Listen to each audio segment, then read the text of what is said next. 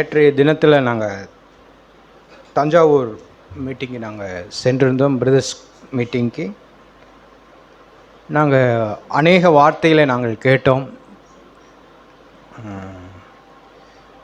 ஆண்டவர் எங்களோடு பேசினாங்க. அதே மாதிரி அநேக வார்த்தையால் நான் ஆசீர்வதிக்கப்பட்டேன், நான் எச்சரிக்கப்பட்டேன், நான் உற்சாகம் அடையப்பட்டேன். அந்த வார்த்தைகளில் சில வார்த்தைகளை நான் என் இருதயத்தில் என்னை ஆசீர்வதித்த வார்த்தைகளை நான் உங்களோடு பகிர்ந்து கொள்ளும்படி நான் விரும்புகிறேன். லூக்கா எழுதின சுவிசேஷம் 3ஆம் அதிகாரம்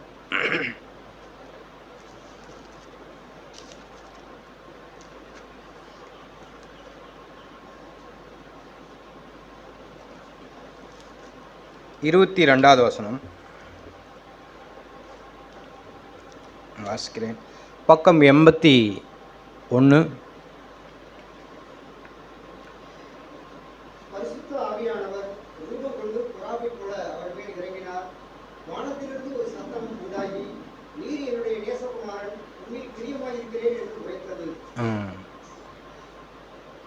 ஆண்டவராகிய இயேசு கிறிஸ்து அங்கே ஞானஸ்தானம் எடுக்கிறாங்க.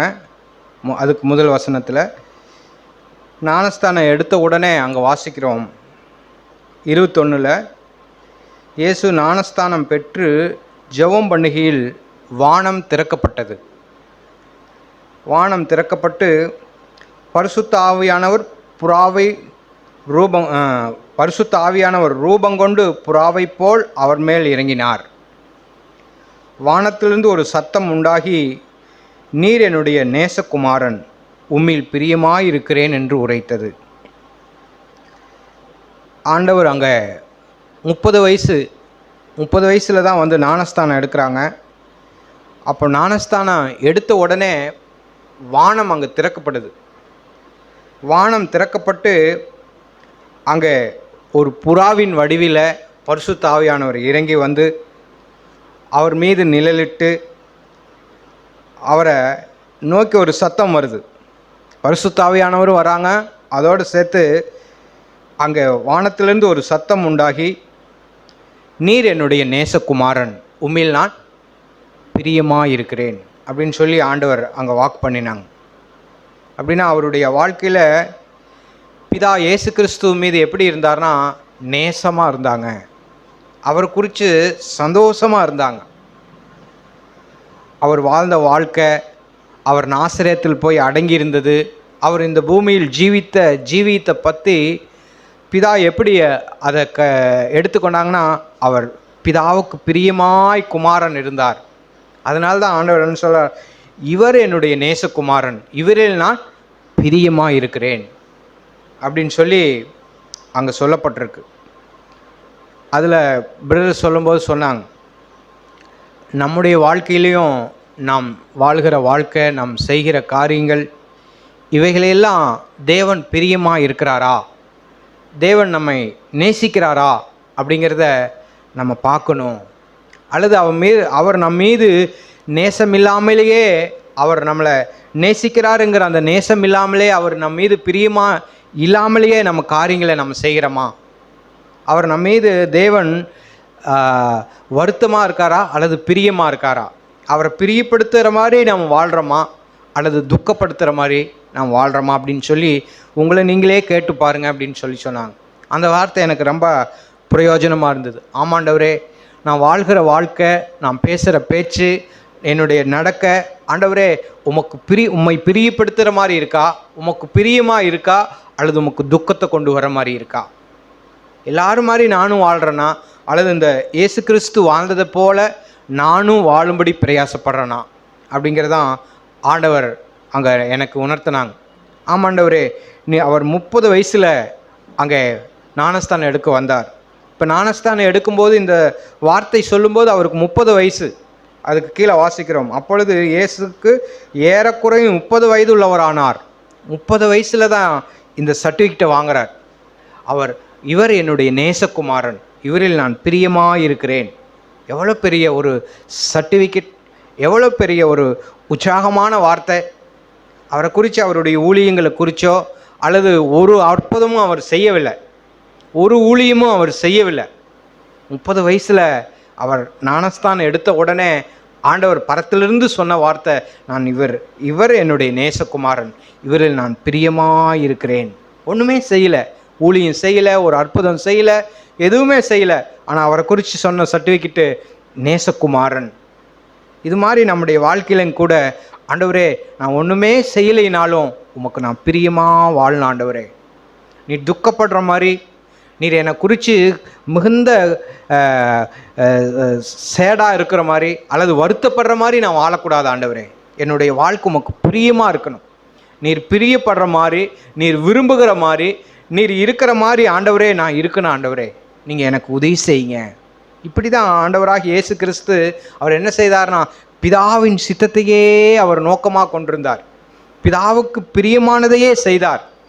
இப்படி நம்முடைய வாழ்க்கையிலும் நாம் செய்கிற ஒவ்வொரு சந்தர்ப்பத்திலையும், நாம் வாழ்கிற ஒவ்வொரு சூழ்நிலையிலும், ஆண்டவரே நான் உம்மை பிரியப்படுத்துகிற மாதிரி நீர் என் மீது பிரியமாக இருக்கிறதா அப்படிங்கிறத நம்ம பார்த்து, நம்மளை நிதானித்து, நம்மளை ஆண்டவருக்கு முன்பாக நம்மளை தாழ்த்தி, அப்புறம் சொன்னாங்க, முகத்துக்கு முன்பாக நம்முடைய முகத்தை அவருக்கு முன்பாக தாழ்த்தி புழுதியில் வைத்து ஒவ்வொரு நாளும் வாழக்கூடிய வாழ்க்கை. இயேசு கிறிஸ்துவுக்கு இது எப்படி கிட்டுனது அப்படின்னா, ஏன் அவ்வளோ பிரியமாக இருந்தாராம்? அவரை ஒவ்வொரு நாளும் தாழ்மையாக இருந்தார், ஒவ்வொரு நாளும் தன்னை வெறுமையாக்கினார், ஒவ்வொரு நாளும் தன் தேவை உணர்ந்திருந்தார், ஒவ்வொரு நாளும் அவர் கடைசி பரியந்தமும் தம்மைத்தாமே தாழ்த்திக்கிட்டே இருந்தார், நொறுங்கி இருந்தார், ஒவ்வொரு சமயமும் தேவை உணர்ந்தவராக இருந்தார். அவர் தேடி போய் ஒவ்வொரு சமயமும் அந்த பிதாவினுடைய அந்த நோக்கத்தையும் பிதாவினுடைய விருப்பத்தையுமே அவர் தேடினார். இப்படி அதனால்தான் அவருக்கு அந்த சர்டிஃபிகேட் கிடைத்தது. இது மாதிரி நம்முடைய வாழ்க்கையிலும், ஆண்டவரே உம்முடைய சித்தத்தை செய்வதற்கு எனக்கு உதவி செய்யுங்க ஆண்டவரே. நானாக ஒன்று செஞ்சிட வேண்டாம், நான் ஒன்று செய்கிறேன், இது உமக்கு பிரியமாக இருக்குமா அல்லது இது உம்முடைய சித்தந்தானா அப்படின்னு சொல்லி நாம் அதை கேட்டு நம்ம ஆண்டவர்கிட்ட அந்த வழி நடத்துதலை நாம் பார்த்து நாம் செய்யும்படி நாம் விரும்பணும். அப்படி இல்லைன்னா நம்முடைய வாழ்க்கையில் அது நமக்கு சஞ்சலத்தையும் துக்கத்தையும் உண்டு பண்ணும். ஆகையால் நம்ம ஒவ்வொரு நாளும், ஆண்டவரே நான் உம்மை பிரியப்படுத்துகிறபடி, நீர் என் மீது பிரியமாக இருக்கும்படி நான் செய்யிட்ட ஆண்டவரே. அந்த 30 வயசில் அதை செய்தார். ஒவ்வொரு சமயமும் அவர் தம்மை தாழ்த்தினார். இந்த பூமியிலிருந்து எல்லா மனுஷரை காட்டிலும் இந்த அண்ட சராசரத்திலே ஒரு தாழ்மையான மனுஷர் ஒருத்தர் வாழ்ந்தாருன்னா அது ஆண்டவராக இயேசு கிறிஸ்து. அவ்வளவாய் தன்னை தாழ்த்தினார், அவ்வளவாய் தன்மை வெறுமையாக்கினார். அவர் பிதாவுக்கு ஒப்பாக இருந்தார், பிதாவினுடைய தச்சு ரூபத்தை பெற்றிருந்தார். ஆனால் அவரோ தன்னை தாழ்த்தினார். அவ்வளவாய் நாசரேத்தூரில் போய் அடங்கி இருந்தார், தாழ்மையாக இருந்தார். அவ்வளவு மகிமை நிறைந்தவர் தன்னைத்தாமே தாழ்த்தினார். இதையெல்லாம் பிதா பார்க்கும்போது, இவர் என்னுடைய நேசகுமாரன், என்ன ஒரு ஆச்சரியம், நான் இவரெல்லாம் பிரியமாக இருக்கிறேன், இவன் மீது என்னுடைய முழு பிரியத்தையும் வைக்கிறேன், முழு பிரியத்தையும் வைக்கிறேன். நம்ம ரெண்டே காரியத்தை எடுத்துக்கணும். ஆண்டவர் பிரியப்படுற மாதிரி நம்ம வாழ்கிறோன்னா அல்லது ஆண்டவர் துக்கப்படுற மாதிரி நான் வாழ்கிறேன்னா, ஆண்டவரே என்னை நானே நிதானிக்கிறேன் ஆண்டவரே. ரெண்டே வார்த்தை, 1 2. ஆண்டவரே நீர் பிரியப்படுற மாதிரி நான் வாழ்கிறேன்னா அல்லது உண்மை துக்கப்படுத்துகிற மாதிரி நான் வாழ்கிறேன்னா, ஆண்டவரே இந்த 2 காரியத்தில் என்னை நானே ஆராய்ந்து பார்க்குறேன் ஆண்டவரே. என்னை ஒப்பு கொடுக்குறேன் ஆண்டவரே, என்னை நிதானித்து பார்க்குறேன் ஆண்டவரே. என் இருதயத்தில் நான் கோடிட்டு என்னை ஆராய்ந்து பார்த்து உமக்கு முன்பாக என்னை தாழ்த்தி என்னை நிதானித்து என்னை சோதித்து, ஆண்டவரே இந்த வாழ்க்கை வாழும்படி எனக்கு உதவி செய்யுங்க ஆண்டவரே அப்படின்னு சொல்லி நம்மளை நிதானித்து பார்ப்போம். இயேசு கிறிஸ்து நிதானித்து தம்மை பிதாவுக்கு பழுதற்ற பலியாக ஒப்பு கொடுத்தார். அது மாதிரி நம்மளை நாம் ஒப்பு கொடுத்து ஆண்டவரை நாம் பிரியப்படுத்துவோம். நம்முடைய வாழ்க்கையில் அநேக காரியங்கள் சரி செய்யப்பட வேண்டியது இருக்குது, ஒப்புரவாக வேண்டியது இருக்குது, கொடுக்க வேண்டியது இருக்குது, சில காரியங்களை சரி செய்ய வேண்டியது இருக்குது. ஆண்டவரே இதெல்லாம் நான் தீவிரமாக எடுத்துக்கிறேன் ஆண்டவரே, இதை சரி செய்வதற்கு நான் தீவிரமாக எடுத்துக்கிறேன் ஆண்டவரே. இதெல்லாம் உமக்கு பிரியம் இல்லையோ அதையெல்லாம் நான் ஆண்டவரே அதிலெல்லாம் நான் விட்டு விட மனம் திரும்ப நான் விரும்புகிறேன் ஆண்டவரே. ஆண்டவரே நீங்கள் எனக்கு உதவி செய்யுங்க ஆண்டவரே, நம்மை பிரியப்படுத்தணும். உம்மை துக்கப்படுத்தக்கூடாது. ஆண்டவர் ஆதியாகத்தில் நான் வாசிக்கிறோம், அந்த ஜனங்களை ஆண்டவர் படைத்ததுக்காக ஆதியாகத்தில் நான் வாசிக்கிறோம். ஆதியாகமம் 6ஆம் அதிகாரம்.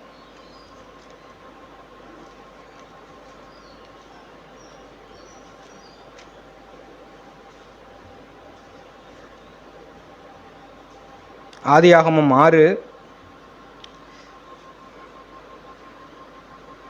6:5 பக்கம், பழைய ஏற்பாட்டில் 7ஆம் பக்கம். மனுஷனுடைய அக்கிரமம் பூமியில் பெருகினது என்றும் அவன் இருதயத்து நினைவுகளின் தோற்றமெல்லாம் நித்தமும் பொல்லாததே என்றும் கர்த்தர் கண்டு தாம் பூமியிலே மனுஷனை உண்டாக்கினதுக்காக கர்த்தர் மனஸ்தாபப்பட்டார். அது அவர் இருதயத்துக்கு விசனமாக இருந்தது. அப்படின்னா சர்வ வல்லமையுள்ள ஆண்டவர் தேவாதி தேவன் மனுஷனை பூமியில் படைத்து எல்லாவற்றையும் உண்டாக்கினவர். அவர் என்ன செய்தானா, மனுஷனை பார்த்து அவனுடைய அக்கிரமம் பூமியிலே பெருகிற்று, அவன் இருதயத்தின் நினைவுகள் தோற்றமெல்லாம் நித்தமும் எப்படி இருக்குன்னா பொல்லாததாகவே இருக்கு. நித்தமும் ஒவ்வொரு நிமிஷமும் பொல்லாததாகவே இருக்கு. அவனுடைய தோற்றமெல்லாம், நினைவின் தோற்றமெல்லாம் பொல்லாததாகவே இருக்கு. தேவனை எப்படி மனுஷனை படைத்தார்னா செம்மையாக படைத்தார். ஆனால் அநேக உபாய தந்திரங்களை மனுஷன் கற்றுக்கிட்டான். உபயாக தந்திரங்கள், ஒரு சூழ்நிலையில் உபயாக தந்திரங்கள், இப்படி அநேக காரியத்தை கற்றுக்கிட்டான். ஆனால் பூமியில் மனுஷனை உண்டாக்குனதுக்காக அவர் என்ன செய்தார்னா மிகவும் கஷ்டப்பட்டார், மனஸ்தாபப்பட்டார். இந்த ஜனங்களை நான் என்ன செய்யறது, இவங்க நித்தமும் பொல்லாததையே விரும்புகிறாங்க, பொல்லாததையே பேசுகிறாங்க, பொல்லாததையே செய்கிறாங்க அப்படின்னு சொல்லி தான் நம்ம இங்கே வாசிக்கிறோம். இப்படி நம்முடைய வாழ்க்கையில் ஆண்டவரே நீர் என்னை படைச்சதுக்காக அல்லது இந்த பூமியில் நான் இருப்பதற்காக ஆண்டவரே ஒரு காலமும் என்னை குறித்து நீங்கள் துக்கப்படக்கூடாது ஆண்டவரே. அப்படி உங்களை துக்கப்படுத்தி இருந்தாலும் ஆண்டவரே இந்த நாளிலிருந்து நான் மனம் திரும்புகிறேன் ஆண்டவரே, இந்த நிமிஷத்திலிருந்து என்னை ஒப்பு கொடுக்குற ஆண்டவரே. எந்தெந்த விஷயத்தில் நான் சரி செய்யப்பட வேண்டுமோ ஆண்டவரே, எந்தெந்த விஷயத்தில் நான் ஒப்புரவாக வேண்டுமோ ஆண்டவரே, நான் மனம் திரும்புகிறேன் ஆண்டவரே. அந்த பொல்லாத நினைவுகள் எனக்கு வேண்டாம் ஆண்டவரே, நான் மனம் திரும்புகிறேன் ஆண்டவரே. உம்மை துக்கப்படுத்தாத ஒரு வாழ்க்கை எனக்கு தாங்க ஆண்டவரே. தேவனே நீர் என் மீது பார்த்து இவர் என் நேசகுமாரன்று சொல்கிற அளவுக்கு ஆண்டவரே என் மீது பெரிய வைத்து என்னை பார்க்குற அளவுக்கு நான் ஆண்டவரே நான் வாழும்படி எனக்கு உதவி செய்யுங்க. உங்கள் மனசை நான் நோக அடிக்கக்கூடாது ஆண்டவரே, உங்கள் மனசு நோகவே கூடாது ஆண்டவரே. அது மாதிரி வாழும்படி எனக்கு உதவி செய்யுங்க ஆண்டவரே. சின்ன சின்ன விஷயமானாலும் ஆண்டவரே நான் நிதானித்து பார்க்கட்டேன் ஆண்டவரே.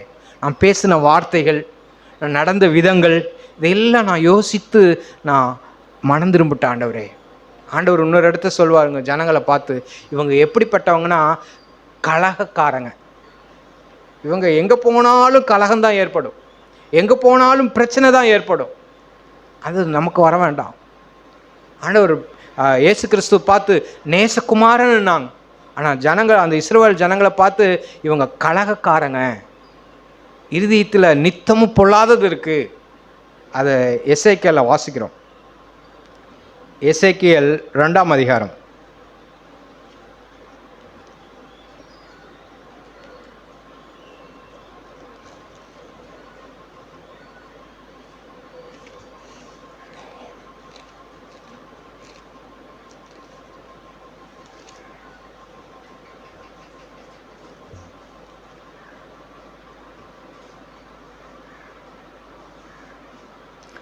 எசேக்கியேல் 2:3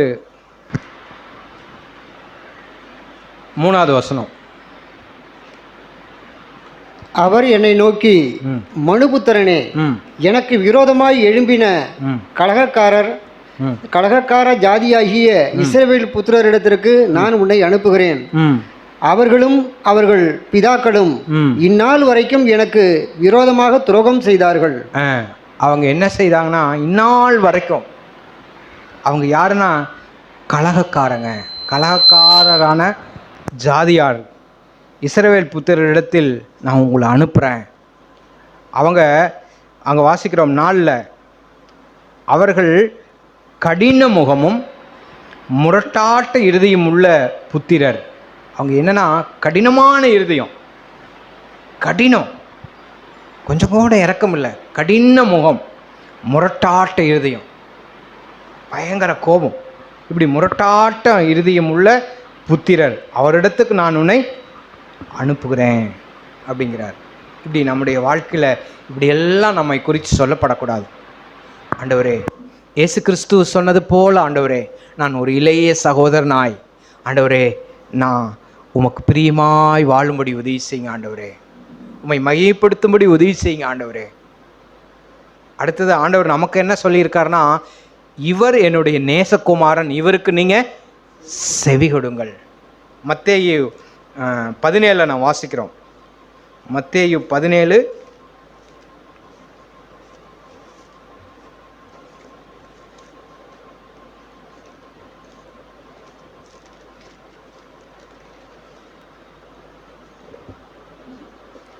மத்தேயு 17:5.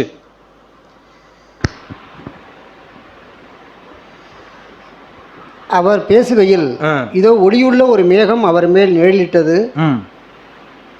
இவர் என்னுடைய நேசகுமாரன், இவரில் பிரியமாயிருக்கிறேன், இவருக்கு செவி கொடுங்கள் என்று அந்த மேகத்திலிருந்து ஒரு சத்தம் உண்டாயிற்று. அவர் மறுரூப மலைக்கு போகிறார். அங்கே மறுரூப மலையில் போய் அவருடைய முகம் சூரியனை போல பிரகாசிக்கிறது. அங்கே அவருடைய வஸ்திரம் வெளிச்சமாக இருக்குது, வெண்மையாக இருக்குது. இதையெல்லாம் சீசர்கள் பார்க்குறாங்க. இதை பார்க்கும்போது அங்கிருந்து அவர் பேசுகையில் இதோ ஒளியுள்ள ஒரு மேகம், அங்கே வாசித்த ஒரு புறாவை போல ஒரு பரிசுத்த ஆவியானவர் இறங்கி வந்தார்னு ரூபம் கொண்டு, ஒரு புறா, கையளவு ஒரு புறா இறங்கி வருது. இங்கே ஒரு மேகம், அது எவ்வளோ பெருசுங்கிறது தெரியல, மேகம், ஒரு புறா தலையில் தான் அவர் அபிஷேகித்தது மாதிரி இருந்தது. ஆனால் இங்கே என்னென்னா ஒரு மேகம் அங்கே அவங்க நிலந்திருந்த எல்லா இடத்திலும் நிழலிட்டது. அங்கே மேகம் அவர்கள் மேல் நிழலிட்டது. இவர் என்னுடைய நேசகுமாரன், இவரில் நான் பிரியமாயிருக்கிறேன். என்ன ஒரு ஆண்டவரிடத்திலிருந்து ஒரு வார்த்தை! இந்த அண்டசராசரத்திலையும் இப்படிப்பட்ட வார்த்தையை நம்முடைய வாழ்க்கையில் நாம் கேட்கணும். ஆண்டவரே, 1000 பேர் என்ன சொன்னாலும், இந்த உலகம் நம்மளை என்ன சொன்னாலும், ஆண்டவரே மற்றவர்கள் என்ன சொன்னாலும், ஆண்டவரே நீர் என்னை குறித்து என்ன சொல்கிறீங்க ஆண்டவரே? உம்மிடத்தில் இந்த வார்த்தை கேட்க நான் விரும்புகிறேன் ஆண்டவரே. நீர் என்னுடைய நேசகுமாரன். ஆண்டவருக்கு இந்த நேசகுமாரன் என்கிற மதிப்பு தேவன் வச்சுருந்தாங்க, அந்த இதை கொடுத்தாங்க.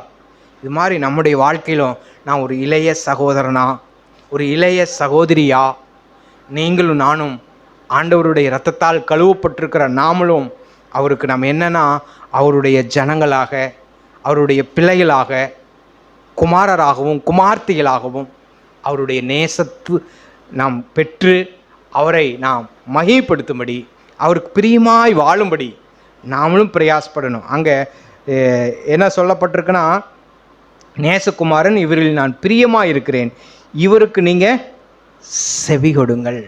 நாம் என்ன செய்யணும்? நான் நேசத்தை அடையணும், அவருக்கு பிரியமாக வாழணும்னா நம்ம என்ன செய்யணும்னா, நீங்கள் அவருக்கு செவி கொடுங்க. ஆண்டவராகிய இயேசு கிறிஸ்துவுக்கு உங்களுடைய இருதயத்தில் செவி அவருடைய வார்த்தைக்கு உங்களுடைய இருதயத்தில் இடம் கொடுத்து அவருக்கு நீங்கள் அவர் சொல்லும் வார்த்தைக்கு நீங்கள் செவி கொடுங்கள் என்று ஒரு மேகத்திலிருந்து ஒரு சத்தம் உண்டாயிற்று. இப்போ நம்ம செவி கொடுக்க வேண்டியது, எத்தனையோ வார்த்தைகளை உலகத்தில் கேட்குறோம், எத்தனையோ மனுஷரை பேசுகிறாங்க. ஆனால் ஆண்டவர் நம்மளோடு பேசணும். இயேசு கிறிஸ்துனுடைய வார்த்தை, இயேசு கிறிஸ்துனுடைய அந்த மகிமையுள்ள வார்த்தை நம்முடைய இருதயத்தில் கடந்து வரும்போது அது நம்மை ஆசீர்வதிக்கும், நம்முடைய இருதயத்தை உற்சாகமடையும். அது தெவிட்டாத தேனாய், அது மகிமையாய். நம்ம இந்த உலகத்தில் எத்தனையோ சத்தங்களை நாம் கேட்குறோம், எவ்வளவோ குழப்பத்தில் நம்ம இருக்கிறோம், எவ்வளவோ திகில்களை சந்திக்கிறோம். ஆனால் ஆண்டவராகிய இயேசு கிறிஸ்துனுடைய சத்தம் நம்முடைய இருதயத்தில் வரும்போது அது நமக்கு சமாதானத்தையும் சந்தோஷத்தையும் தரும். இங்கே செவியொடுங்கள் அப்படின்னு இருக்குது. ஆனால் ஆண்டவர் சொல்லும்போது, வருத்தப்பட்டு பாரம் சுமக்கிறவர்களே நீங்கள் எல்லாரும் என்னிடத்தில் வாங்க. உலகத்தில் எல்லா மனுஷரும் பாரப்படுறாங்க. பாவத்தால், உலகத்தால், மனுஷரால், எல்லா விதத்திலும் தோக்கப்பட்ட மனுஷனை தான் ஆண்டவர் என்ன சொல்கிறான்னா, வருத்தப்பட்டு பாரம் சுமக்கிறவர்களை நீங்கள் எல்லாரும் என்னிடத்தில் வாங்க. அதான் சொன்னார். அப்படி வருவது, இயேசுவிடத்தில் வருவது, அவருடைய சத்தத்தை கேட்பது, அவரிடத்தில் வந்து நம்முடைய இருதயத்தை ஊற்றி அவருடைய சிலுவை எடுத்துக்கொள்வதுதான் பிதாவுக்கு பிரியமாயிற்றுன்னு இருக்குது. மத்தேயில நான் வாசிக்கிறோம். மத்தேயு 11ஆம் அதிகாரத்தில், மத்தேயு 11:25 நான் வாசிக்கிறேன்.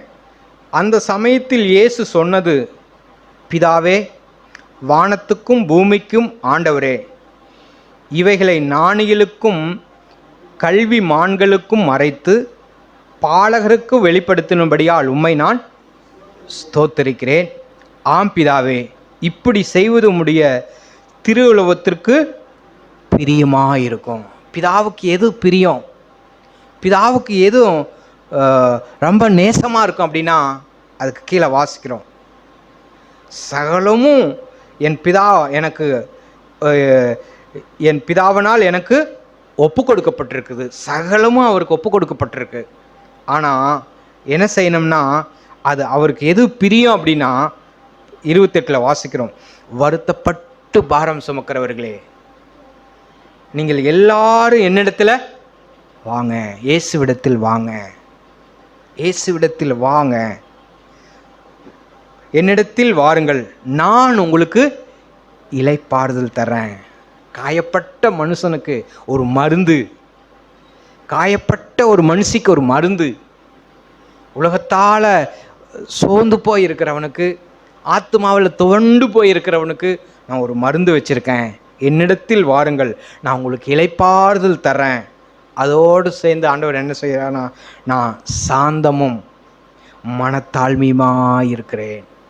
இந்த உலகத்தில் எல்லா அண்ட சராசரத்தில் மிகவும் தாழ்மையான ஒரு மனுஷர் தேவகுமாரன் மிகவும் தாழ்மையாய் நடந்தார். எப்போதும் பிதாவின் சித்தத்தையே செய்தார். எப்போதும் அவருக்கு விருப்பமானதையே செய்தார். அவர் தான் நம்மளை அழைக்கிறார். நான் எப்படி இருக்கேன்னா, நான் சாந்தமாக இருக்கேன், மனத்தாழ்மையாக இருக்கேன். அது மட்டுமல்ல, நீங்கள் என்னிடத்தில் வந்துட்டீங்க, வந்ததுக்கப்புறம் ஒன்று சொல்கிறார். நம்ம அங்கே வாசித்தோம், நீங்கள் அவர் சத்தத்துக்கு கேளுங்க. நீங்கள் என்ன சொல்கிறாருன்னா, என் நுகத்தை நீங்கள் உங்கள் மீது ஏற்றுக்குங்க. ஆண்டவருக்கு பிரியமாக வாழணும், பிறாவுக்கு பிரியமாக வாழணும்னா இதுவே அவருக்கு பிரியம்னா, அந்த 26 வாசித்தது உம்முக்கு பிரியமாக ஆயிட்டுனா என்ன அவருக்கு பிரியம்னா, நம்ம சிலுவை எடுத்து நுகத்தை சுமந்து இயேசுவோடு சேர்ந்து அவரை நாம் அவருடைய சத்தத்தை கேட்டு அவருடைய சித்தத்தின்படி வாழ்ந்து இப்படி வாழும்போது தான் பிதாவுக்கு பிரியம். இப்படி தான் ஆண்டவர் பிரியப்படுத்தினாங்க. என் நுகத்தை உங்கள் மேல் ஏற்றுக்கொண்டு, அவர் ஒரு நுகம் வச்சிருக்கிறார். அவருடைய வாழ்க்கை, அவருடைய சுபாவம், அவருடைய தாழ்மை, அவருடைய பொறுமை, அவருடைய நிதானம், மனந்திரும்புதல், மாறுதல், விட்டு கொடுத்தல், ஒப்புரவாகுதல், பாவத்தை விடுதல், இப்படிப்பட்ட ஒரு நுகத்தை அவர் வச்சிருக்கிறார். அப்படி நம்ம அவரிடத்தில் வந்து அவருடைய நுகத்தை ஏற்கும்போது, எத்தனையோ முரட்டாட்டமான சுபாவமான மனுஷர்கள், ஒரு சகோதரர் சொன்னார், எத்தனையோ நாட்களுக்கு முன்னாடி நான் திருடிட்டேன், ஆனால் சபையில் வந்து வார்த்தை கேட்டேன். சபையில் வந்து வார்த்தை கேட்டதுக்கப்புறம் அந்த திருடினவரிடத்தில் போய் நான் மன்னிப்பு கேட்டேன். இது மாதிரி நான் செஞ்சிட்டேன், என்னை மன்னிச்சுக்குன்னு சொல்லி நான் ஒப்புரவானேன் அப்படின்னாங்க. இது மாதிரி ஏசு அப்படிப்பட்ட மனம் திரும்புகிற இருதயத்தை தராங்க. நான் செஞ்சது பாவம், ஆண்டவரே எனக்கு உதவி செய்யுங்க அப்படிங்கும்போது அந்த நுகம் என்னென்னா மனம் திரும்புகிற நுகம். அதை ஏற்றுக்கொள்ளும்போது அவர் என்ன செய்கிறாருன்னா, அவர் நம்ம ஒவ்வொருவருக்கும் உதவி செய்கிறாரு. அந்த இளைப்பாறுதலை தர்றார். ஒரு மனுஷன் மனம் திரும்பும்போது அவன் மிகுந்த சந்தோஷமாக இருக்கான். மனம் திரும்பின உடனே அவனுடைய பாரமெல்லாம் நீங்கிருது. ஒரு கைதியை குறித்து நான் கேள்விப்பட்டேன். அவர் தூக்கு தண்டனைக்கு போகிறார். ஆனால் அவர் அங்கே சிறையில் அவருக்கு பைபிள் கிடைக்கிது. ஆண்டவராக இயேசு கிறிஸ்துவை அறிந்து கொள்கிறார். அந்த மறுநாள் அவருக்கு தூக்கு மேடை. பல வருடமாக அறிந்து கொண்டார் ஆண்டவரை. இறுதித்தில் இயேசுவை ஏற்றுக்கொண்டார். ரட்சிப்பு அடைந்து விட்டார். அவருடைய பாவம் மன்னிப்பின் நிச்சயத்தை பெற்றுக்கொண்டார். தூக்கு மேடைக்கு போகிறதுக்கு முன்னாடி அவரை பார்த்து கேட்குறாங்க, உனக்கு பயமா இல்லையா, உனக்கு பயமா இல்லையா அப்படின்னு கேட்டதுக்கு அவர் சொன்னது, நான் சந்தோஷத்தோடு நான் மரணத்தை சந்திக்க போகிறேன், தூக்கு மேடைக்கு போகிறேன். என் பாவத்தின் தண்டனையை, நான் செஞ்ச தப்புக்கு தண்டனை கவர்மெண்ட் கொடுக்குது. ஆனால் என்னுடைய பாவமான வாழ்க்கை எல்லாவற்றையும் இயேசு கிறிஸ்து கழுவிட்டாரு, மன்னிச்சிட்டாரு. அதனால் நான் சந்தோஷத்தோட மரணத்தை சந்திக்க போகிறேன். நான் மரிச்சேன்னா ஆண்டவராக இயேசு கிறிஸ்துவை நான் சந்திப்பேன்னு சொல்லி அந்த ஜெயிலர்கிட்ட அவர் நைட்டு 12 மணிக்கு காலையில் போட போகிறாங்க. நைட்டு 2 மணி வரைக்கும் அவருக்கு தூக்கம் இல்லையா. அவர்கிட்ட பேசிகிட்டு இருந்தாராம். ஆனால் அவர் பைபிளை படித்து சமாதானத்தை பெற்றாராம். அது எங்கே ஆரம்பிக்குதுன்னா, அவருடைய நுகமாகிய அவருடைய வார்த்தையை, வசனத்தை ஏற்றுக்கொண்ட மனுஷன் அவன் மனம் திரும்பும்போது அவனுடைய வாழ்க்கையில் சந்தோஷம் கரைபுரண்டு ஓடும். அவன் சமாதானத்தை பெற்றிருப்பான், இளைப்பாறுதலாக இருப்பான், அவன் பயப்பட மாட்டான். இது மாதிரி நம்முடைய வாழ்க்கையிலும், ஆண்டவரே நான் எல்லா விதத்திலும் உம்முடைய சமூகத்தில் என்னை தாழ்த்துறேன் ஆண்டவரே, உம்முடைய சமூகத்துக்கு வர்றேன் ஆண்டவரே. எனக்கு 1000 பிரச்சனை இருக்கலாம், எவ்வளோ பிரச்சனைகள் இருக்குது ஆண்டவரே, அதை எல்லாத்தையும் உம்முடைய சமூகத்தில் வைக்கிறேன் ஆண்டவரே. எதையும் நான் சுமந்துக்கிட்டு இருக்க மாட்டேன், எதையும் என் மனசில் போட்டு குழப்பிக்க மாட்டேன் ஆண்டவரே. நான் செய்ய வேண்டிய அநேக காரியங்கள் இருக்கு ஆண்டவரே, எல்லாற்றையும் நேர்த்தியாய் நான் கொடுக்க, சரி செய்ய ஆண்டவராக இயேசுவே நீங்கள் எனக்கு உதவி செய்யுங்க ஆண்டவரே. இப்படி ஆண்டவர்கிட்ட வரும்போது அவர் இளைப்பாறுதல் தர்றாங்க. அவருடைய நுகம் மெதுவாக இருக்கும், அவருடைய நுகம் லெகுவாக இருக்கும். அந்த நுகம் லெகுவாக இருக்கும், அதோடு சேர்ந்து சுமையாக இருக்காது, சுமையாக இருக்காது, அது பாரமாக இருக்காது, லெகுவாக இருக்கும். அதுதான் ஆண்டவர் வச்சிருக்கிறார். இப்படி நம்முடைய வாழ்க்கையில் அந்த லெகுவை நாம் கண்டுகொள்ளணும். நம்ம எவ்வளவு தான் கோபமாக நம்ம போனாலும், பதிலுக்கு பதில் பேசினாலும் அங்கே என்னென்னா அங்கே ஒரு சமாதானமே உண்டாகாது. ஆனால் வாய் பொத்தி இருக்கும்போது, அடங்கி இருக்கும்போது, தன்னை தாழ்த்தும்போது, தன் வாழ்க்கையில் கீழ்ப்படிந்து இருக்கும்போது, இயேசு கிறிஸ்துவுக்கு தான் இருதயத்தை ஒப்பு கொடுக்கும்போது அங்கே என்ன இருக்குன்னா ஒரு இளைப்பாறுதலை தேவன் கொடுப்பார். அவர் ஒரு சமயத்தில் கடலில் பிரயாணம் பண்ணுறாங்க, கடல் கொந்தளிக்குது. அவர் இயேசு கிறிஸ்து தங்கியிருந்த அந்த படகு அலமோதுது, கடல் இறையுது. சீசர்கள் கூட இருந்த சீசர்கள் எல்லாம் பயப்படுறாங்க. இவரோ அமைதியாக இருக்கிறார், அமைதியாக இருக்கிறார். சீசர்கள் அதட்டுறாங்க, எழுப்புறாங்க, நம்ம மடிந்து போவது நமக்கு பயமா இல்லையோ அப்படின்னு சொல்லி இது பண்ணுறாங்க. ஆனால் அவரோ எலும்பி இறையாதேங்கிறார். கடலே நீ இறையாதே.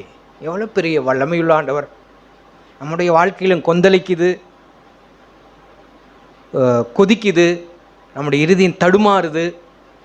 கடலை போல நம்முடைய படகாகிய வாழ்க்கை இறுதியும் தத்தளிக்குது. ஆண்டவரே உமக்கு நேராக நான் வர்றேன் ஆண்டவரே. என் வாழ்க்கையை, என்னுடைய இருதயத்தை, என்னுடைய சோர்வை, என்னுடைய பலவீனத்தை, என்னுடைய கலக்கமுள்ள இருதயத்தை, தத்தளிக்கிற இருதயத்தை அமர்த்துங்க ஆண்டவரே. சூழ்நிலையை அமர்த்திருங்க ஆண்டவரே. நீங்கள் எனக்கு உதவி செய்யுங்க ஆண்டவரே. அது அப்படியே நீங்கள் பார்க்குற காரியங்கள், பயப்படுகிற காரியங்கள் அப்படியே பனி போல மாறிடும். அவரிடத்துல சர்வ ஞானமும் உண்டு. ஆனால் நம்முடைய இருதயத்தில் மட்டும் நாம் தீர்மானிக்கணும், ஆண்டவரே நான் உமக்கு பிரியமாக மட்டும் வாழ விரும்புகிறேன் ஆண்டவரே. என் கைகளை நான் விரிச்சிடுற ஆண்டவரே, என் கைகளை விரிச்சிடுற ஆண்டவரே, நீங்கள் எனக்கு உதவி செய்யுங்க. ஆம், அப்படி வாழ்ந்தவங்க எல்லாரும் அவரால் ஆசீர்வதிக்கப்பட்டிருக்காங்க.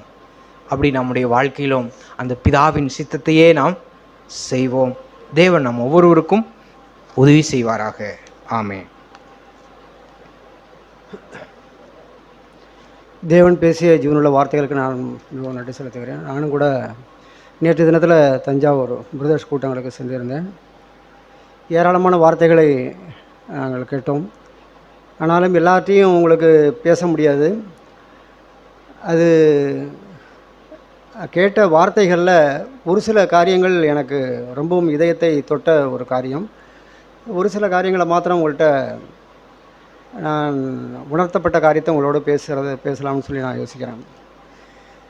கடந்த நாட்களில் ஆண்டவர் என்னோடு ஒரு வசனத்தை பேசினாங்க. அதாவது மத்தேயு எழுதின சுவிசேஷம் 11ஆம் அதிகாரம் 11-12 பக்கம் 16. யோவான் ஸ்நானகன் காலம் முதல் இதுவரைக்கும் பரலோக ராஜ்யம் பலவந்தம் பண்ணப்படுகிறது. பலவந்தம் பண்ணுகிறவர்கள் அதை பிடித்து கொள்கிறார்கள். இன்றைக்கி பார்த்தோம்னா சபை கூடுறது, கடவுளுடைய வார்த்தையை கேட்கறது, வேதம் வாசிக்கிறது, ஜெபிக்கிறது, கிறிஸ்துக்குள்ளான ஒரு வாழ்க்கை வாழறதுன்னு சொன்னால் பிசாசுக்கு பிடிக்காத ஒரு காரியம். உலகத்தில் எல்லா காரியத்துக்கும் ஜனங்கள் போயிடுவாங்க. ஒரு கல்யாண காட்சிக்கு போகணும், இல்லை மற்ற காரியங்களுக்கெல்லாம் போகணும்னு சொன்னால் பர்ஃபெக்டாக போயிடலாம். ஆனால் நான் தேவனை தேடுகிற போகிறேன், இல்லை நான் ஆண்டவருக்குள்ளே ஒரு வாழ்க்கை வாழ போகிறேன் அப்படின்னு சொன்னால் அது பிசாசுக்கும் மாம்சத்துக்கும் ஒரு பிடிக்காத ஒரு காரியம். அது நான் பலவந்தம் பண்ணணும். பலவந்தம் பண்ணி வந்தால் தான் ஒரு பிரயாசம், ஒரு வைராக்கியம், விடாப்பிடியாக அதை பின்தொடர்ந்தால் தான் நாம் அவரை பின்தொடர முடியும். பிரியமானவர்களே, பரலோக ராஜ்யம் அது பலவந்தம் பண்ணப்படுகிறது. பலவந்தம் பண்ணுகிறவர்கள் அதை பிடித்து கொள்கிறார்கள்னு இருக்குது. அதனால் நாம் சபைக்கு வந்தாலும் மற்ற ஜனங்கள் போல் ஏழவதானோ ஏதோ வந்தோம் நம்ம போனோம்னு இருக்கக்கூடாது. ஆனால் தேவனுடைய வார்த்தையை நாம் கருத்தாய் நான் கேட்க வேண்டியது அவசியமாக இருக்குது. நாங்கள் மீட்டிங்கில் கேட்கும்பொழுது பிரதர் பேசுனாங்க, நீங்கள் உலகத்தில் எத்தனையோ விதமான சபைகள் இருக்குது, ஆனால் மற்ற சபைகளுக்கும் நம்முடைய சபைகளுக்கும் நிறைய வித்தியாசம் இருக்குது. நம்முடைய சபை வித்தியாசமானது. இன்றைக்கி பார்த்தோம்னு சொன்னால் நம்ம மற்றவர்களோடு நாமும் கூட நம்முடைய வாழ்க்கையை, ஒவ்வொருத்தருடைய வாழ்க்கையும் வித்தியாசமாக இருக்குது. ஒரு சில பேர் படிச்சிருக்கிறாங்க, ஒரு சில பேர் குடும்பங்கள் ஆசீர்வதிக்கப்பட்டிருக்கு, ஒரு சில பேருடைய வாழ்க்கை வியாதியாக இருக்குது, கஷ்டம் இருக்குது, கடனில் இருக்கிறாங்க, எவ்வளோ ப்ராப்ளம்ஸ் இருக்குது. ஆனால் நாம் எப்பொழுதுமே ஒரு சில பிள்ளைகள் நல்லா படிக்கிறாங்க, ஒரு சில வீட்டில் பார்த்தோம்னா அவருடைய குடும்பங்கள் ஆசீர்வதிக்கப்பட்டிருக்கு. ஆனால் நாம் மற்றவர்களோடு எப்பொழுதுமே கம்பேர் பண்ணி பார்க்கக்கூடாது. அவங்கள விட நான் தேவலாம், இவங்கள விட பரவாயில்ல அப்படின்னு சொல்லி நம்முடைய வாழ்க்கையை நம்ம மற்றவர்களோடு ஒருபோதும் கம்பேர் பண்ணவே கூடாது. நம்முடைய கம்பேரிஷன் எல்லாமே இயேசு கிறிஸ்துவோடு தான் இருக்கணும் அப்படின்னு சொல்லி நான் கேட்டேன். எபிரேயரில் ஒரு வார்த்தை இருக்குது, எபிரேயர் 12:2. நாம் அடிக்கடி கேட்ட வார்த்தை தான்.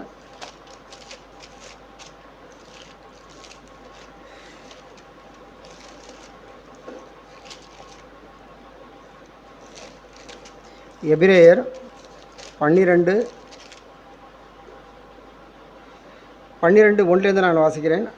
ஆகையால் மேகம் போன்ற இத்தனை திரளான சாட்சிகள் சூழ்ந்து கொண்டிருக்க, பாரமான யாவற்றையும் நம்மை சுற்றி நெருங்கி நிற்கிற பாவத்தையும் தள்ளிவிட்டு, விசுவாசத்தை துவக்குகிறவரும் முடிக்கிறவருமாகிய இருக்கிற இயேசுவை நோக்கி நமக்கு நியமித்திருக்கிற ஓட்டத்தில் பொறுமையோடே ஓடக்கடவும். நம்முடைய ஓட்டத்தை இப்போ ஓட்டப்பந்தயத்தில் பார்த்தோம்னா ஒவ்வொருத்தருக்கும் ஒரு ட்ராக் இருக்கும். அதுக்குள்ளே தான் 100 மீட்டரோ 200 மீட்டரோ ஓட்டப்பந்தயம் வச்சாங்கன்னா அந்த ட்ராக் இருக்கும். அவங்களுடைய ஓட்டத்தை தான் அவங்க பார்க்கணும். அந்த ஓட்டத்தில் நம்முடைய வாழ்க்கையில் தேவன் ஒரு சில காரியங்களை எந்த நோக்கத்திற்காக நம்மளை அழைச்சிருக்கிறாரோ, எந்த சூழ்நிலையில் தேவன் நம்மை வைத்திருக்கிறாரோ, நம்ம அந்த சூழ்நிலையில் வறுமையாக இருந்தாலும், அது என்ன நிலைமையாக இருந்தாலும் நாம் நான் அவங்கள போல இல்லை, அவங்களுக்கு என்ன, அவங்களெலாம் வசதி படைத்தவங்களாக இருக்கிறாங்க அப்படின்லாம் சொல்லி நாம் ஒருபோதும் மற்றவர்களை கம்பேர் பண்ணி பார்க்காம நமக்கு நியமித்திருக்கிற நான் எப்படி அழைக்கப்பட்டிருக்கிறேனோ அந்த ஓட்டத்தில் நாம் இயேசுவை நோக்கி நம்முடைய ஓட்டத்தை அவர் மாத்திரம்தான் நமக்கு இலக்கு நோக்கி நம்முடைய ஓட்டத்தை பொறுமையோடு ஓடணும். நம்ம யாரையும் கம்பேர் பண்ணி பார்க்கக்கூடாது. அவர் தமக்கு முன் வைத்திருந்த சந்தோஷத்தின் பொருட்டு அவமானத்தை எண்ணாமல் சிலுவையை சகித்து தேவனுடைய சிங்காசனத்தின் மேல் வலது பார்சத்தில் வீற்றிருக்கிறார். அவர் எங்கே இருக்கிறார்னா, அவர் தன்னுடைய ஓட்டத்தை ஓடி அந்த ட்ராக்கில் கரெக்டாக எல்லாம் முடிந்ததுன்னு சொல்லி அவர் தேவனுடைய வலது பார்சத்தில் வீற்றிருக்கிறார். அதனால் பிரியமானவர்களே, நம்முடைய வாழ்க்கையில் தேவன் அழைத்த அழைப்புக்கு நாம் உட்பட்டு நாம் ஆண்டவரே இந்த சூழ்நிலையில் நான் என்ன செய்கிறது, எனக்கு உதவி செய்யுங்கன்னு சொல்லுவோமானால் பரிசுத்த ஆவியானவர் நமக்கு உதவி செய்ய வல்லவராக இருக்கிறார். இன்னொரு காரியம் நாம் கேட்டோம். இயேசுவானவர், அதாவது 1 யோவான் 2ஆம் அதிகாரம் 6வது வசனம். 1 யோவான் 2:6.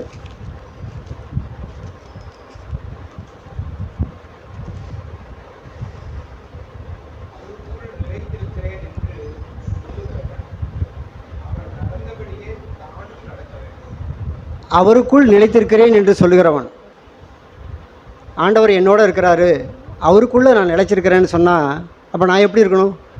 அவருக்குள் நிலைத்திருக்கிறேன் என்று சொல்லுகிறவன் அவர் நடந்தபடியே தானும் நடந்தாக வேண்டும். அவர் இந்த பூலோகத்தில் அவர் எப்படி வாழ்ந்தார்? அவர் எபிரேயரில் சொல்லப்படும் பொழுது ஒரு வார்த்தை ஆண்டவர் சொல்லுவார், இதோ எனக்கு ஒரு சரீரத்தை ஆயத்தம் பண்ணினீர், உம்முடைய சித்தம் செய்ய வருகிறேன், புஸ்தகச் சுருளில் என்னை குறித்து எழுதியிருக்கிறதேன்னு சொல்லி அவர் இந்த பூலோக வாழ்க்கையில் பிதாவுடைய சித்தம் மட்டுமே அவர் செய்தார். இப்போ எனக்கும் ஒரு சரீரம் கொடுக்கப்பட்டிருக்கு. இப்போ நான் என்ன செய்ய வேண்டும்னா, ஆண்டவரே இந்த பூலோக வாழ்க்கையில் இந்த சூழ்நிலையில் நான் உம்முடைய சித்தம் செய்யணும் ஆண்டவரே அப்படின்னு சொல்லி நாம் கேட்டோமானால் பரிசுத்த ஆவியானவர்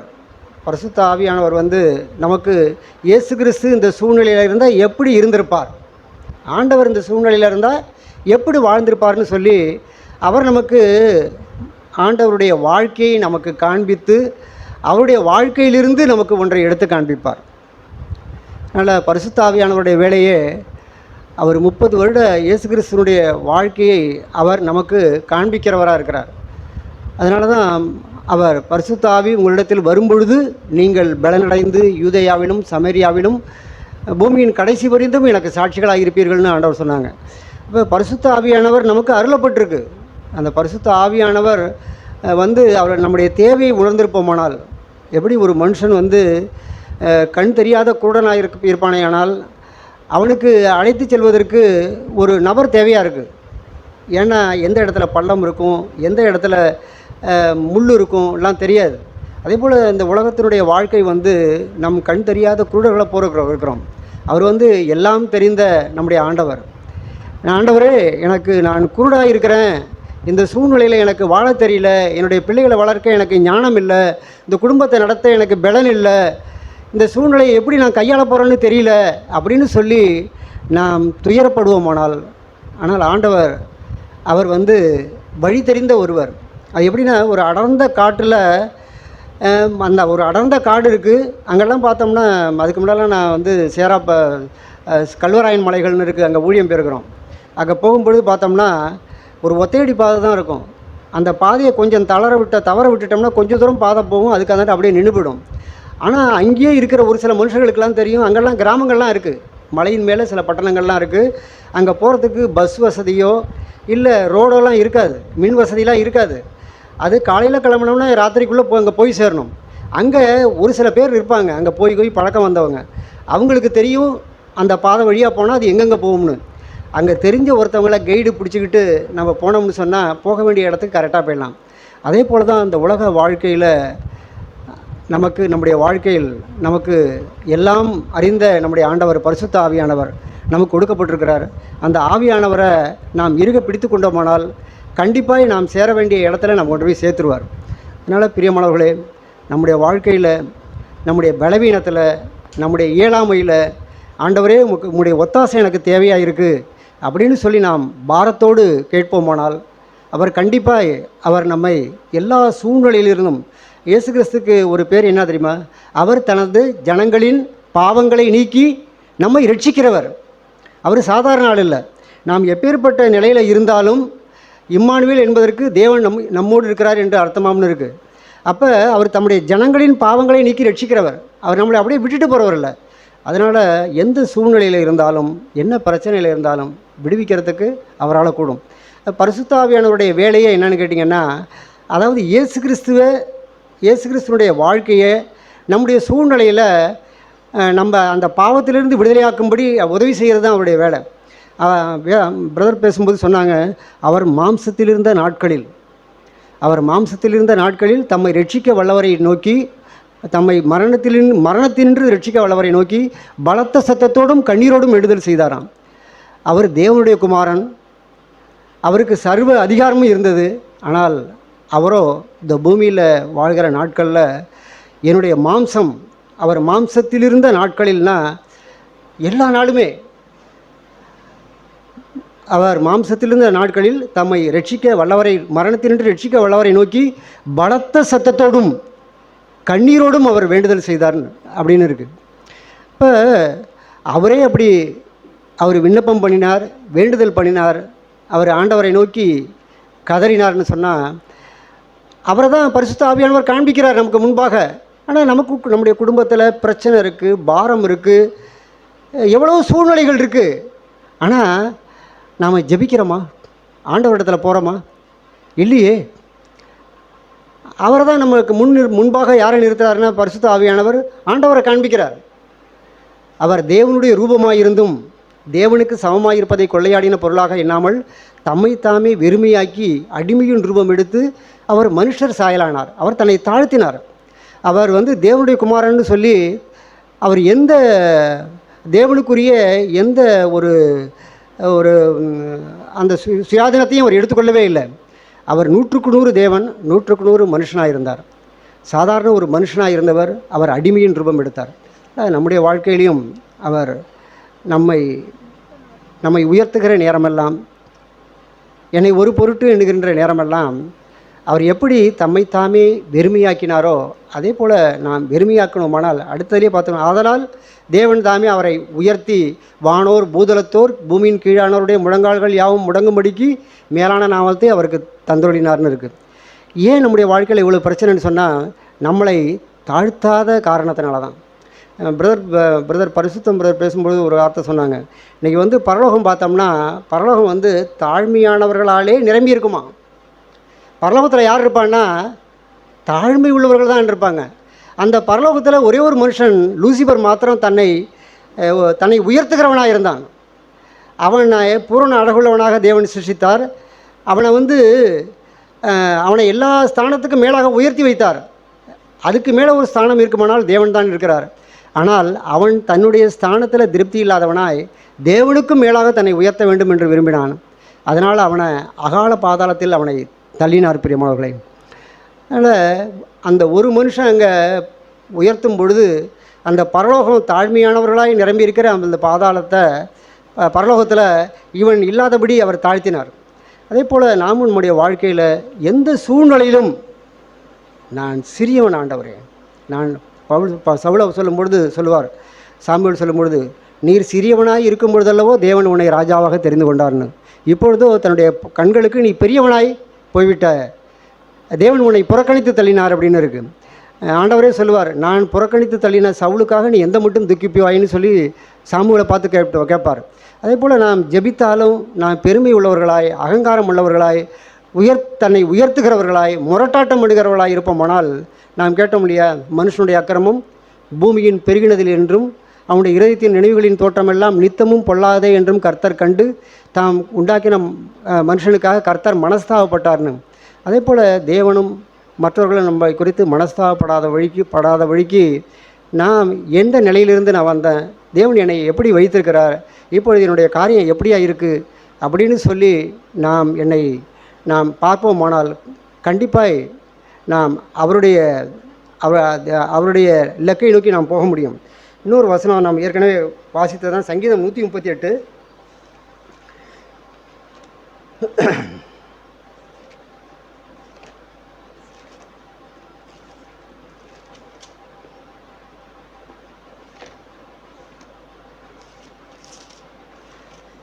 சங்கீதம்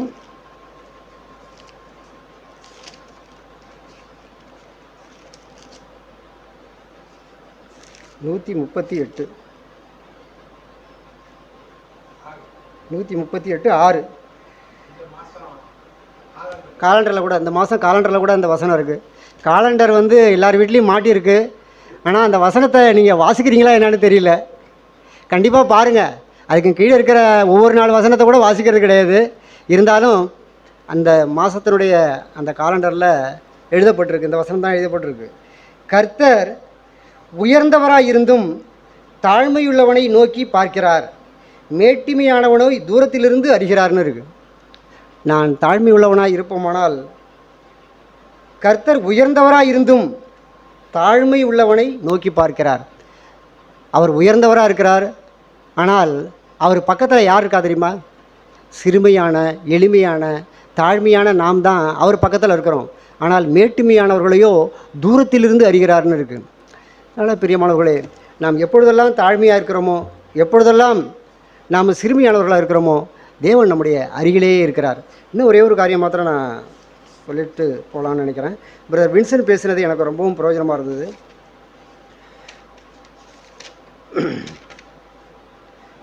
அவர் சொல்லும்பொழுது சொன்னாங்க, பிரதர் சொல்லும்பொழுது சொன்னாங்க, அதாவது ஆபிரகாம் இருந்தார், ஆபிரகாமோடு லோத்தும் இருந்தார். இந்த ஆபிரகாம் பார்த்தோம்னா அவர் விசுவாசத்தினுடைய தகப்பன் என்று பெயர் பெற்றிருந்தார்.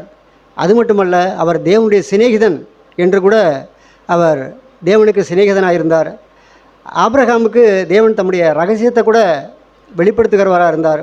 சோதம் குமரா பட்டணம் அழியப்படும் பொழுது ஆபிரகாமோடு சொல்லிட்டு தான் போவார்.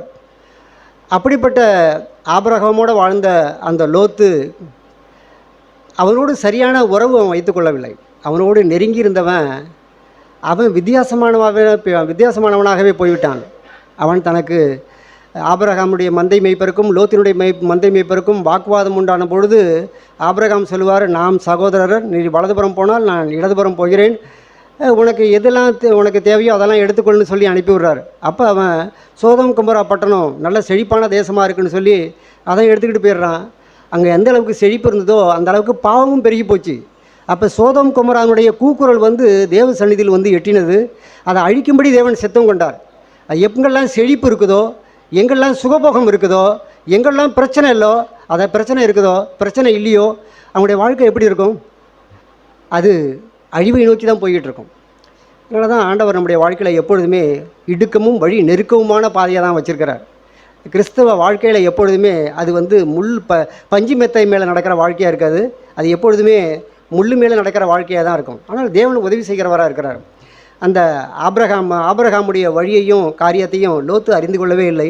ஆனால் அதனுடைய முடிவு பார்த்தோம்னா அந்த சோதம் குமரா அது சுட்டரிக்கப்பட்டது. அங்கே லோத்துனுடைய மனைவி உப்பு தூணால் போய்விட்டால். அவனுடைய மனைவி, அவன் பிள்ளைகள்லாம் அவர்களுடைய விபச்சாரத்தில் விழுந்து விட்டார்கள். அதனால் பிரியமானவர்களே, நாம் அந்த மனிதனோடு இடைப்பட்ட மனுஷனுடைய வாழ்க்கை அப்படி இருந்தது. அதே போல் மோசே எடுத்துக்கொண்டோம்னா, தேவனுடைய வீட்டில் மோசே வந்து எங்கும் உண்மை உள்ளவனாக இருந்தான். மோசே வந்து அவர் வந்து அதாவது பூமி அனைத்திலும் மிகுந்த சாந்தமுள்ளவன் என்று பெயர் பெற்றிருந்தான். அப்படிப்பட்ட மோசையோடு நெருங்கி இருந்த மனுஷர்கள் பார்த்தோம்னு சொன்னால் யோசுவா, காலேப்பு, இன்னும் 10-12 வேவுகாரர்கள் போகிறாங்க.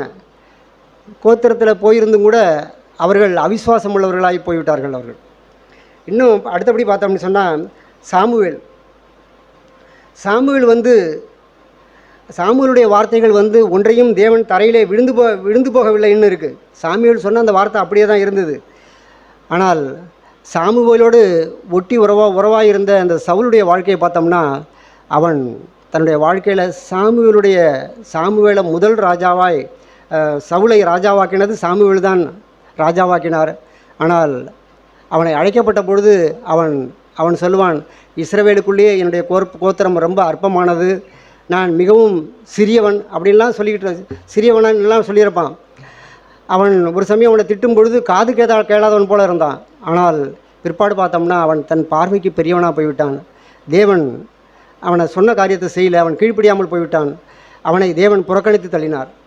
இன்னும் பார்த்தோம்னா அதே போல் ஆனால் இயேசு கிறிஸ்துவோட யூதாஸ் காரியத்தும் இருந்தார். அந்த யூதாஸை பற்றி சொல்லும் பொழுது அதாவது பார்த்தோம்னா நம்ம பேதுருலாம் மீன் பிடிக்கிற ஒரு மனுஷன், யோவான், லூக்கா அவர் ஒரு வைத்தியர், இப்படிப்பட்ட மனுஷர்கள்லாம் இருக்கும்பொழுது அதில் ரொம்ப இன்றைக்கி இருக்கிற பிஹெச்டி படிப்பு போல் படித்த ஒரு மனுஷன் வந்து யூதாஸ் தான்.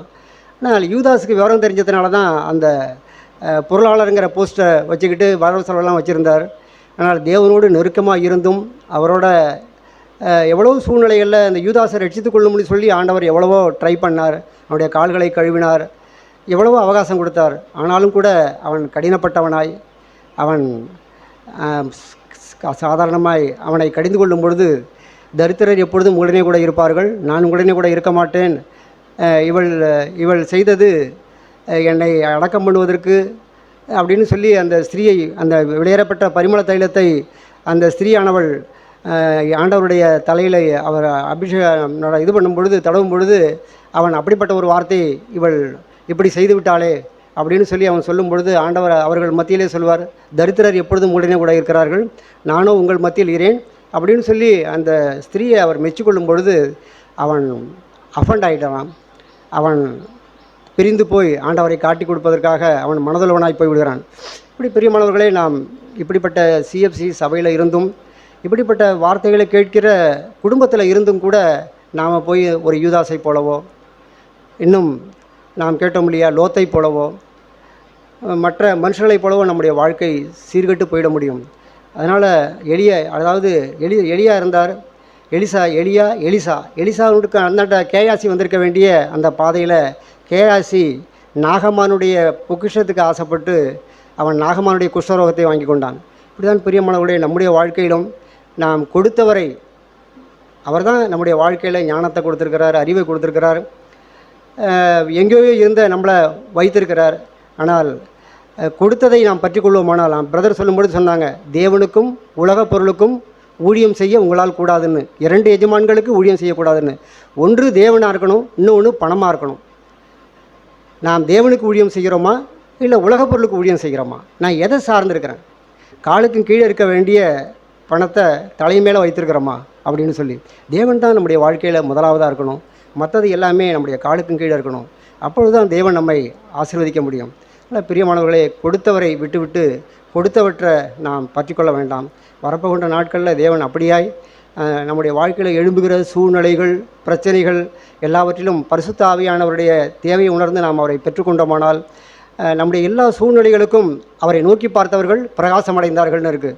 எல்லா கேள்விகளுக்கும் பதில் நம்முடைய ஆண்டவர்கிட்ட இருக்குது. ஆண்டவரே, இந்த சூழ்நிலையில் எனக்கு நான் என்ன செய்யணுங்கும் பொழுது அவர் தம்முடைய வாழ்க்கையின் மூலமாய் நம்மோடு பேசுகிறவராக இருக்கிறார். நமக்கு உதவி செய்ய நம்முடைய பலவீனத்தை குறித்து பரிதபிக்கக்கூடிய பிரதான ஆசாரியர் நமக்கு இராமல், எல்லா விதத்திலும் நம்மை போல சோதிக்கப்பட்டு நமக்கு உதவி செய்யக்கூடிய பிரதான ஆசாரியரே நமக்கு நல்ல மூத்த சகோதராக இருக்கிறார்.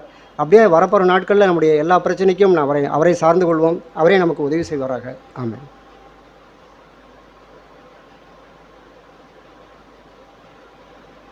பரலோக தகப்பனே, உமக்கு நன்றி செலுத்துகிறோம்.